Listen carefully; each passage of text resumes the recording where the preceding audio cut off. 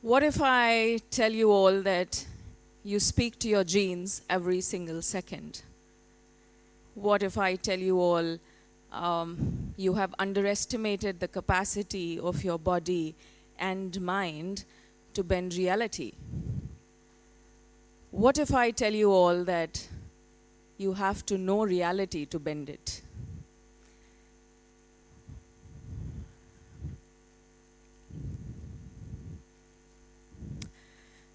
What if I tell you that psychology and physiology are deeply connected? And what if I tell you now that I'm a person who does not take things at face value and likes to get to the bottom of everything? And this changed my life. So ladies and gentlemen, my name is Dr.Meenaa Mahaajjan, and I'm a holistic wellness expert, a spiritual life coach, practicing for the past 26 years and more. My studies have been around the human body and cosmos, which is the physical and the metaphysical. I want to take you through a journey. Well, this journey actually started a couple of years back, actually long back, when I was diagnosed with thalassemia, a blood condition which is very dangerous, where you don't have enough RBCs in your body, your hemoglobin levels are really, really low. And when I started visiting doctors, it wasn't a good experience at all. And a couple of them were like, she has to go through blood transfusions, and I was like, forget it. That is something I'm never going to let happen to myself. But they said, well, you'll have to do that, else probably your life expectancy 35, 40. A couple of the doctors, they told my family that she's not going to have stamina. She's going to have lack of oxygen. There could be issues in conception, and so on and so forth. It wasn't a good experience. And that was really a low point in my life. After all of this exercise, I actually pressed a pause button in my life. And I did something called responsible self-talk. And I told myself, do you really want to tell yourself all your life that your genes have controlled your body and you're suffering from a genetic disorder? Do you really want to do that? Or you really somebody who can bend reality? And I went back to this conversation that I had with my doctor, where he explained to me how a disease is genetic. And he said, well, there must have been a recessive gene, and then it decided to express itself in you. And my pause button said, hold on.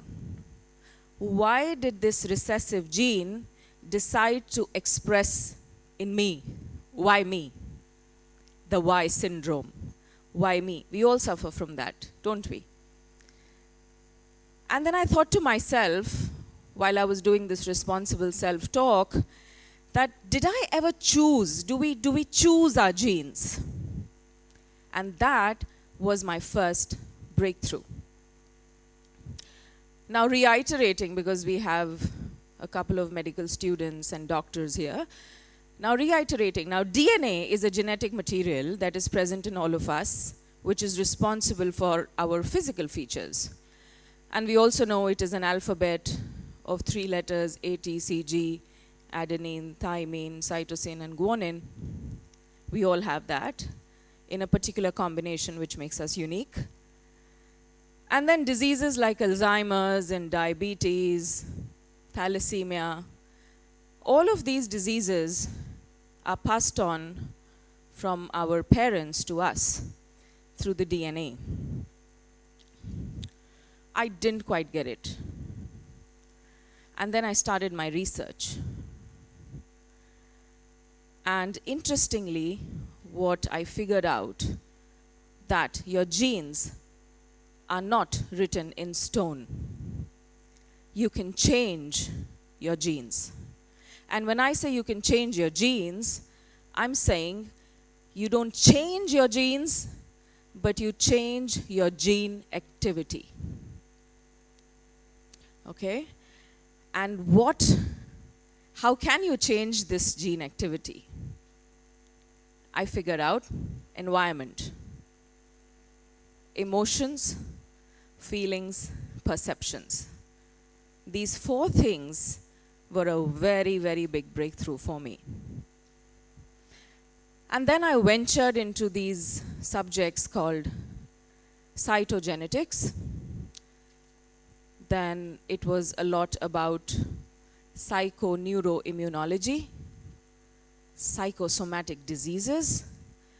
And when I went into researching here, that itself was a validation for me that just because the researchers are doing some kind of a research in this subject means that something is changing something. So psychology does have an effect on your physiology or biology.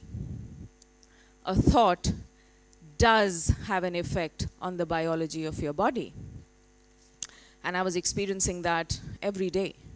And we all do that every day. Example, have you all ever noticed that when you experience an emotion, you breathe differently? Yeah?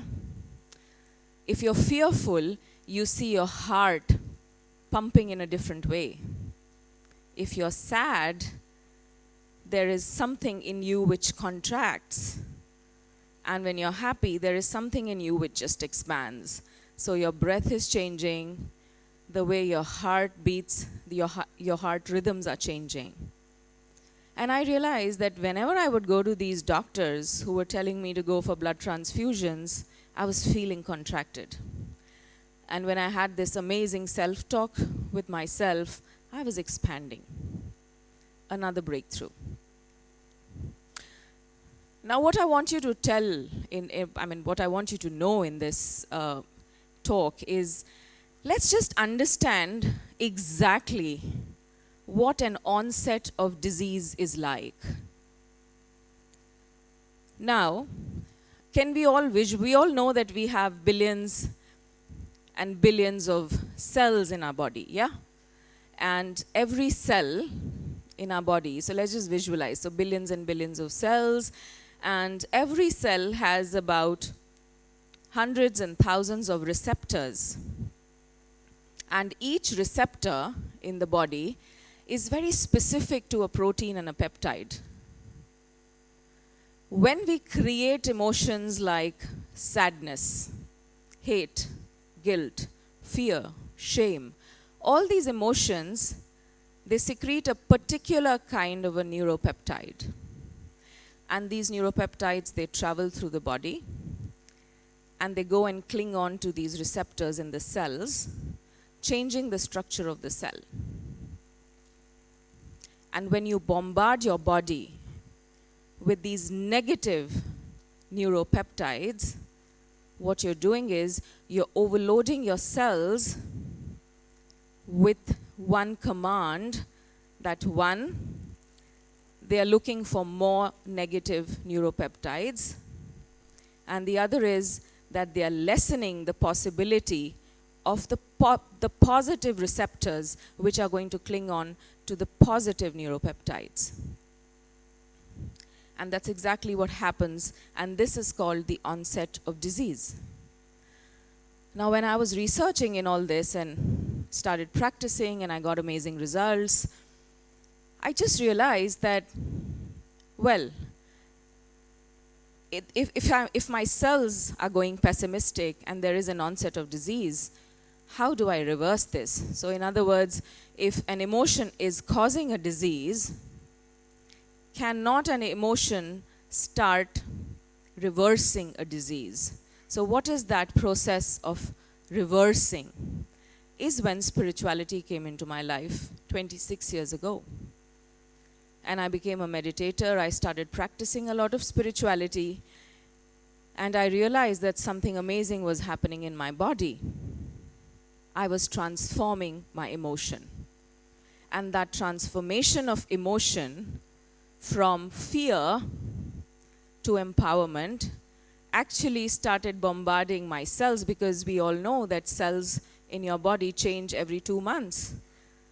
So you see, the divine has gifted this body and has gifted so many tools and techniques inside this body that your mere cells can actually redo every 2 months and 120 days. So this was a very, very strong suggestion that there is a regeneration happening.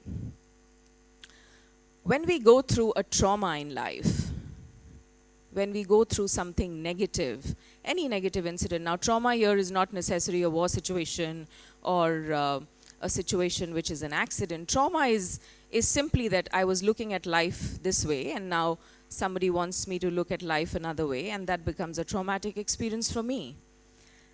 So now every thought that we think is recorded as it is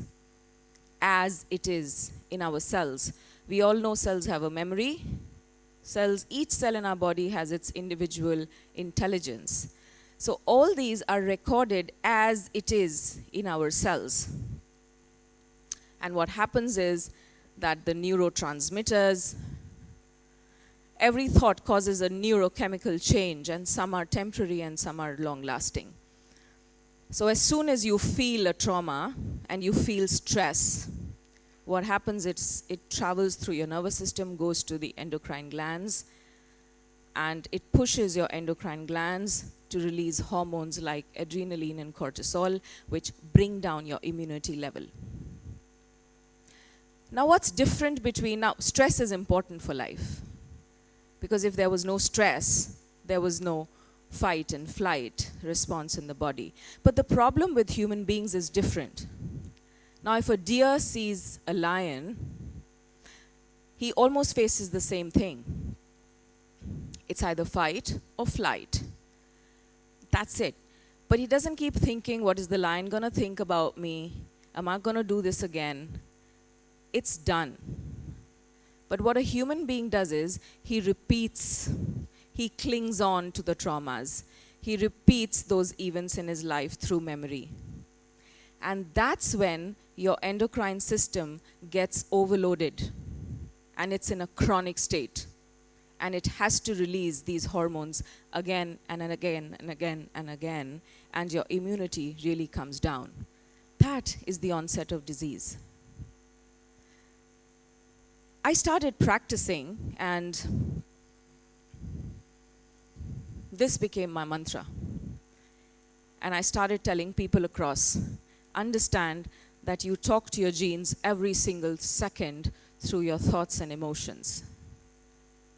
Today, I have healed thousands of people across the globe. Today, I have spoken on various international platforms and national platforms about how the physical and the metaphysical are created, because I had an experience myself. This beautiful gadget that we have, which is called the body, which actually is creating everything, is taken very lightly, I feel. You know, it's almost like taking yourselves for granted and thinking that, you know, your bodies will be with you forever, I think is the biggest mistake we all make as human beings. When I was able to reverse such a serious condition in my body, I don't understand sometimes why people give in to something which is so small as a rejection in relationship. So the vision of my life today is to tell people, one, how important this is, how important your physical body is, and how you can control. In fact, there's so much of research now that's happening that meditators, they look a lot younger than their age. Okay, you can actually work on your genome, you can change your gene activity by meditating and by techniques like yoga and mindfulness, and even change your aging process. That's the power of the mind. So mind is controlling everything. Mind is that central control system, and if we have that in place, I'm really sure that you can actually do wonders to your body and reverse anything. Post that, my biggest success was working on cancer patients. And there are a lot of testimonies where people have been able to fight their cancer. People have been able to fight paralysis. People have started reversing a lot of other conditions. And my only message in my talk today is that we are gifted with this beautiful body which can recreate, rejuvenate, and renew. So let's just actually promise ourselves today that this body, which is like your temple in which everything resides, we must really take care of it. And spiritual processes, nowadays people are really adapting to a lot of mindful techniques, because somewhere I think your body is only responding to your thoughts and emotions at the end of the day. I mean, you can be happy and you can work 18 hours a day and not get tired, but if you have a bad boss, and if somebody really says something nasty to you, I think you can get tired so easily. So thank you all very much. And that's about it from my side. Thank you.